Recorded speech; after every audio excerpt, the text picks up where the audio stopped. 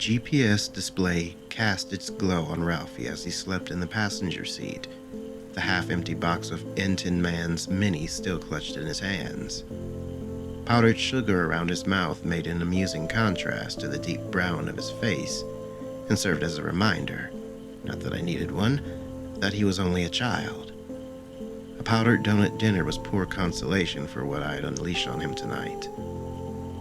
The SUV jostled with each bump on the empty stretch of rural roadway. A gibbous moon rose from behind the tree line. That didn't matter to Ralphie. When combined, two elements triggered his transformation, and a full moon wasn't one of them. The sun sets, then pain is administered. Our quarry, the man the media dubbed the Deep Woods Killer, or DWK, knew the nature preserve better than most people knew their own homes. He was so adept at covering his tracks that the authorities had all but given up on Kayla, the little girl he'd kidnapped, and my son's classmate. The dogs employed in the search for DWK couldn't pick up his trail, and soon lost Kayla's. But the dogs' noses were only superhuman. Soon, Ralphie's sense of smell would be supernatural. Shortly after midnight, we pulled into an unpaved parking lot. Ralphie held the bright LED flashlight for me as I took my mountain bike from the trunk. The dark muted its metallic red sheen into the maroon of dried blood. I leaned it against the bumper, then checked that its all-terrain tires were fully inflated. I took off my Keep You Fit and strapped it tightly to Ralphie's wrist. He winced. "Sorry," I said. "I have to make sure it stays on when you change." "I know," Ralphie replied in a small voice. His scrunched face and futile effort to get his pinky under the band weighed on my heart. I handed him the flashlight and asked him to help by keeping the light focused on me. It distracted him from his discomfort, and his eyes widened when I brought out the tranquilizer gun. "It shoots a dart that will put the bad guy to sleep," I said. I was a school teacher, not a soldier or a cop. I couldn't even beat Ralphie at Call of Duty, if not for his rare genetic disorder. If lycanthropy counted as such, I'd have no business going into the woods tonight. Fortunately, this gun was air-powered and easy to use. It was already loaded with a dart. I felt the hard case with 4 more jammed into my windbreaker pocket. I put my arm through the gun's strap, and it rested comfortably on my shoulder. Ralphie handed me the flashlight, then took off his socks and Nikes and stripped to his boxers. He tossed me his clothes, which I put in the trunk.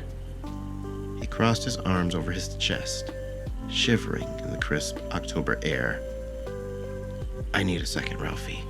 Can you check the head over the trail for any clues? Something the cops might have missed." I pointed behind him with a flashlight beam to where the police had erected a trail closed sign. Okay," he replied through chattering teeth and approached the trailhead. I quietly slipped out the yellow taser from under a blanket. His energy sapped by the cold, Ralphie had only taken a few steps when he stopped and turned. "Dad!" "Sorry, Ralphie," I fired.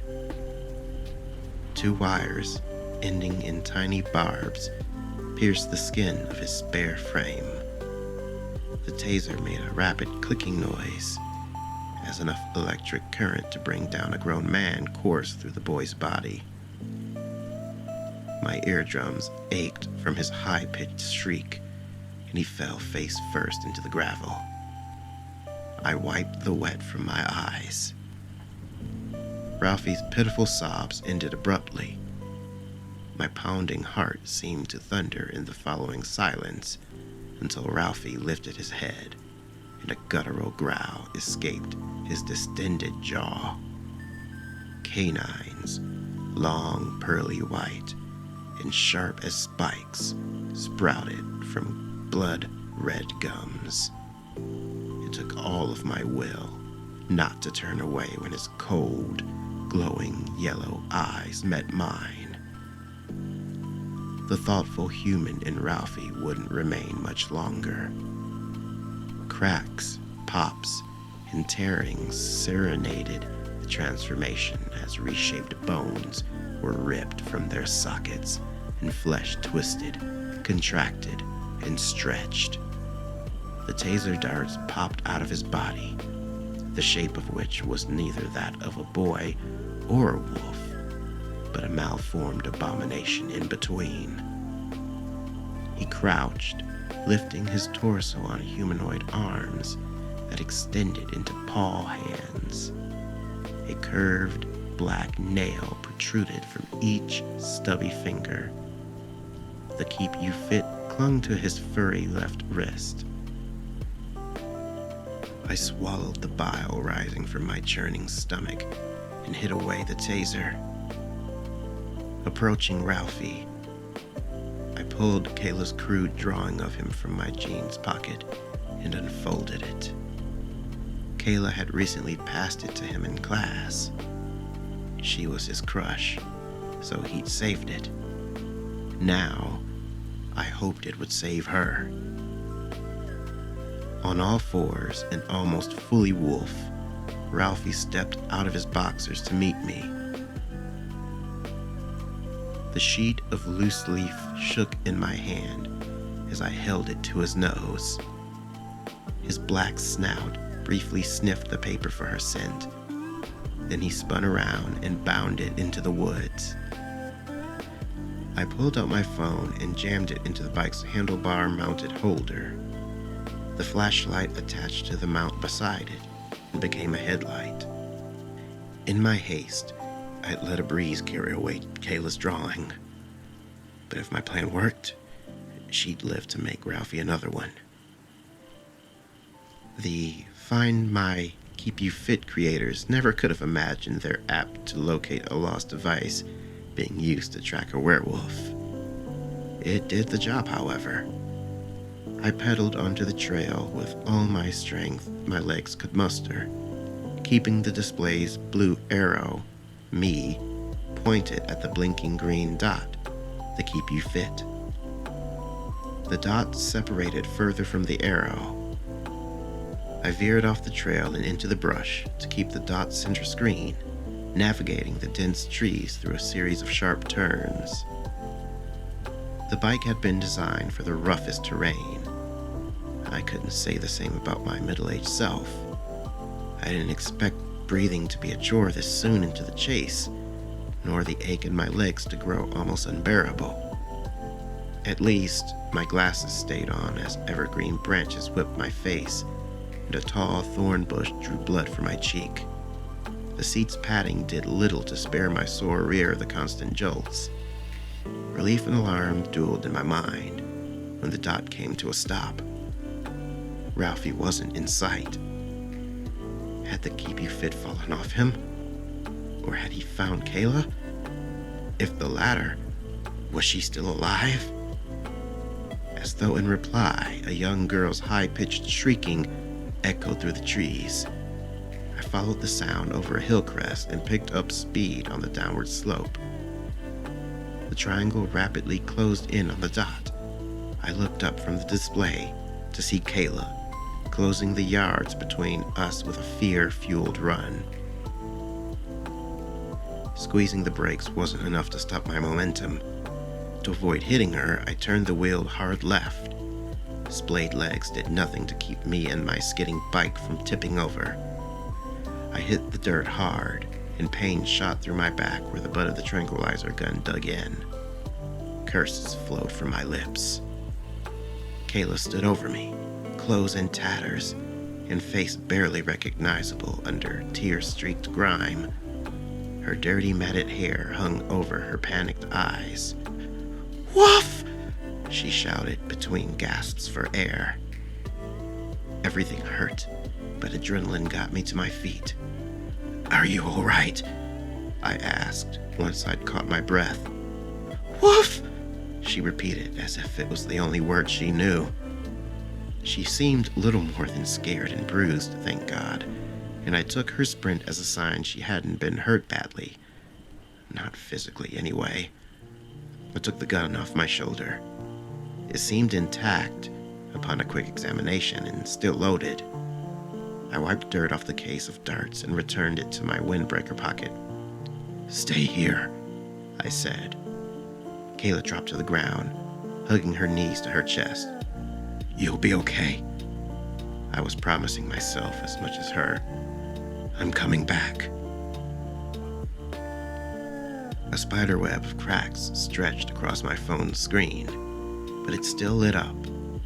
I didn't need to walk far before the triangle was almost on top of the dot, and faint growls reached my ears. "Ralphie." I froze. Without the sound of twigs crunching beneath my feet, I thought I detected a man's grunting, as if in fear of my son, or to challenge him. I detached the flashlight from my bike. A sweep of its beam revealed an area of rock and dense brush, but the sounds came from there. Another glance at my phone confirmed it was the direction I needed to go. I pocketed the phone and directed my flashlight beam between bushes until it touched upon a cave mouth. The foreboding blackness swallowed the light. Taking a deep breath, I pushed away the thick foliage concealing the entrance, crouched down, and ventured inside. Body odor assaulted my nose. Was that from DWK or me? Despite the chill, sweat soaked my skin. The close confines could have made me smell my own fear. The ceiling lowered as I progressed, eventually forcing me to crawl. The echoes of struggle accompanied Ralphie's growling and the man's groans. I couldn't have been but a few yards away from a life-or-death struggle. The space grew until I could stand again, then briefly narrowed. I shuffled ahead sideways to enter a large cavern, well lit by a tipped-over lantern. Now, the copper scent of blood hung in the dank air.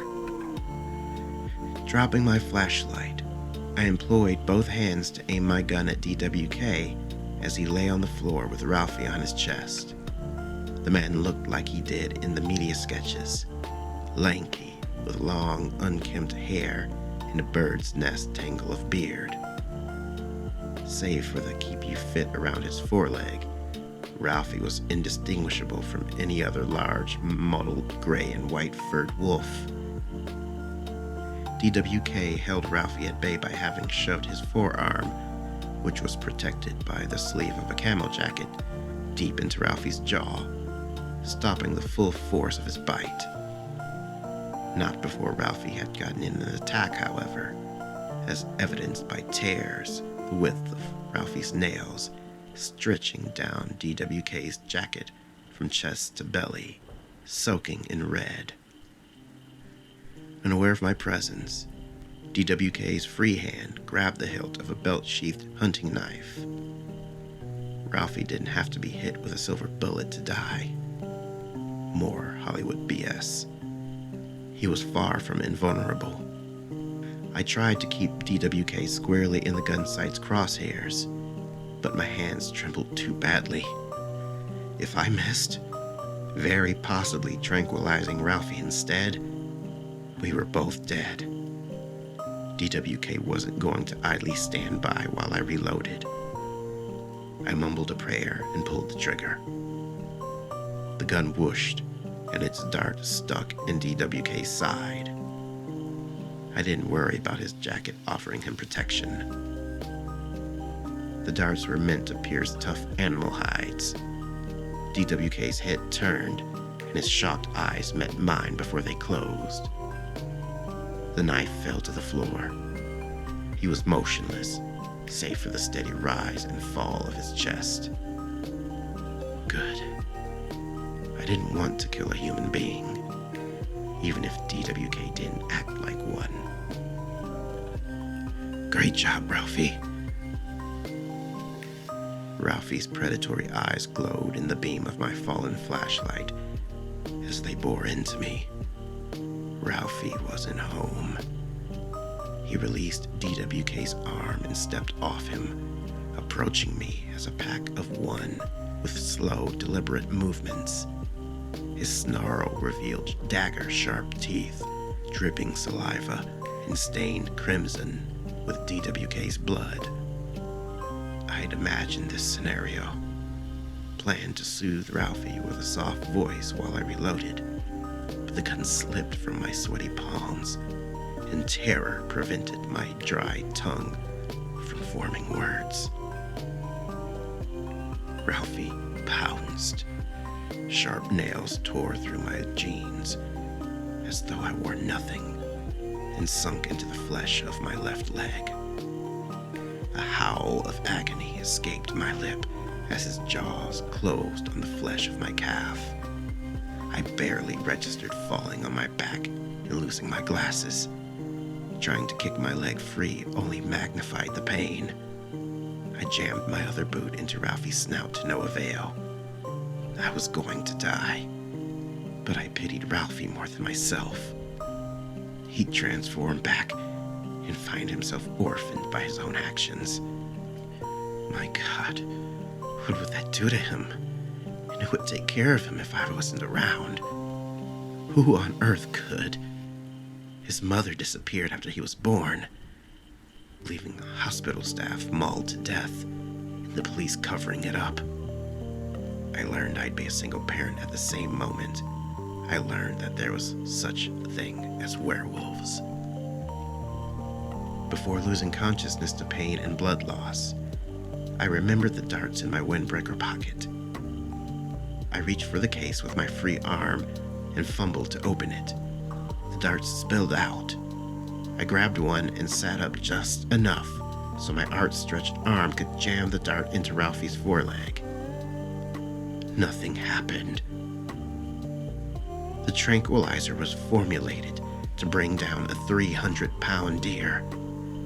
Ralphie weighed nowhere near as much, but God only knew what kind of resistance a werewolf had. I groped for a second dart and jabbed it into Ralphie's throat. He whimpered and the pressure on my leg abated. His dulling eyes half closed and he came to rest on his side. Within moments, he was snoring. I slid away. Sitting up was met with nausea and vertigo. When the cavern stopped spinning, I felt around for my glasses, donning them in time to see Ralphie's transformation in sharp focus. Dawn was still a long way off, so the tranquilizers must have triggered it. Something I hoped would happen, but couldn't know. His body jerked violently. His bones snapped, ridges rising and falling beneath his stretching, balding skin. But he remained unconscious. Forcing myself to look away from the horrid, yet somehow mesmerizing process, I shed my windbreaker and wrapped it around my wound. Tightening it into a tourniquet hurt like hell but stemmed the bleeding. The pain quickly dulled, or I'd simply grown accustomed to it. The 2 empty darts in Ralphie's flesh left raised little wounds when I plucked them out. I'd tell him to explain them away along with the taser marks as scratched bug bites. I put the darts back in the case. I took the keep your fit off his wrist and put it on mine, and dragged my body to the cavern wall. Its rocky protrusions helped me pull myself to my feet. Hobbling back to where Ralphie lay, I dressed him in my undershirt. It was huge on him, hanging as low as a nightgown, hopefully providing protection from scrapes as we made our escape. There was no recourse but to prop up his limp body through the narrow crevice and drag him behind me at a low ceiling point. Once in the open, I collapsed with him on my back. We weren't making it back to the SUV. My phone showed 2 precious bars, and I called 911. Kayla's parents could have flooded the hospital with their tears of joy upon reuniting with her. The emergency room staff dressed Ralphie in a gown and wheeled him into another area for examination. He slept soundly through it all. My legs suffered no permanent damage. Crutches would keep me mobile until I healed, while the powerful painkillers brightened my mood. I refused to stay the night for observation or receive rabies shots, however, which alarmed the doctor. Unable to force treatment on me, he could only shake his head. The police had waited until the ambulance got me to the hospital before questioning me at length.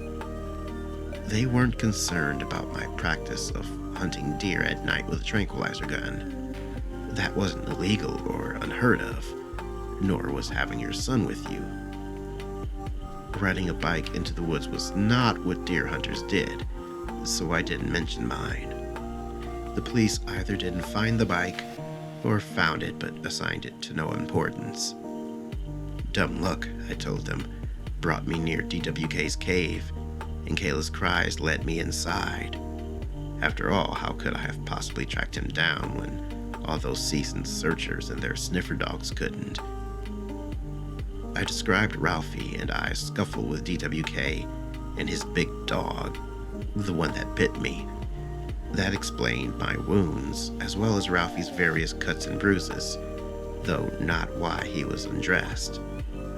I fell back on the everything happened so fast it was all a blur cliche. The air was heavy with unspoken skepticism, but they agreed that the important thing was that I managed to get a tranquilizer dart in DWK before he could plunge his knife into the children or me. They couldn't wake Ralphie to question him, because he was obviously exhausted by the emotional trauma, I told them, implying that teaching made me sort of an expert in child psychology. DWK, now in custody, was still out cold when they found him and apparently mauled by his own dog, though they had yet to come across a dog in the vicinity. I had no doubt my version of events would prove more credible than a psychopath's story of a wolf should DWK relate what happened. Should any mention of a wolf come from Kayla's account, well, she suffered a terrible traumatic experience. There were simply no wolves native to that area. I played with my phone on an uncomfortable bed as 20 minutes passed, then 40, then an hour. They were taking a long time with Ralphie, even by emergency room standards. With the aid of crutches, I made my way over to the nurse's station, where a smiling young woman in a lab coat overheard me ask about him. "Are you the child's father?" she asked. "Yes. Where is he?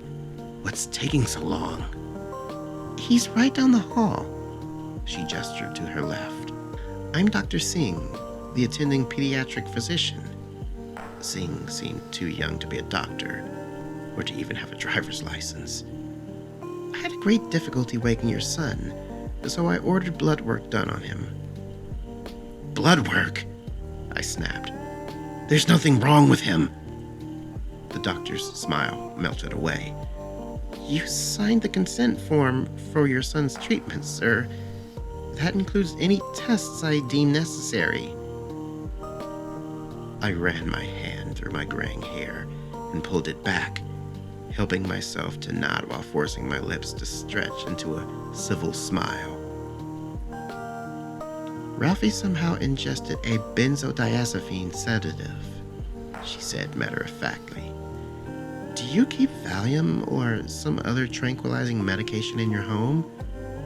I replied with a curt no, not having planned on the hospital doing anything to Ralphie before bandaging him up. I rescued a little girl from the Deep Woods killer, but now I had to worry about a visit from the child welfare? What the hell? The doctor attempted to ask me further questions as I hobbled away, but thankfully didn't pursue me. There were social workers who'd do that. I came to an area sectioned off by curtains. From across the room, I heard an older woman's voice coo. "You'll only feel a little pinch." Ralphie's protests followed. I headed in that direction. My blood turned cold when my son's words morphed into a piercing cry.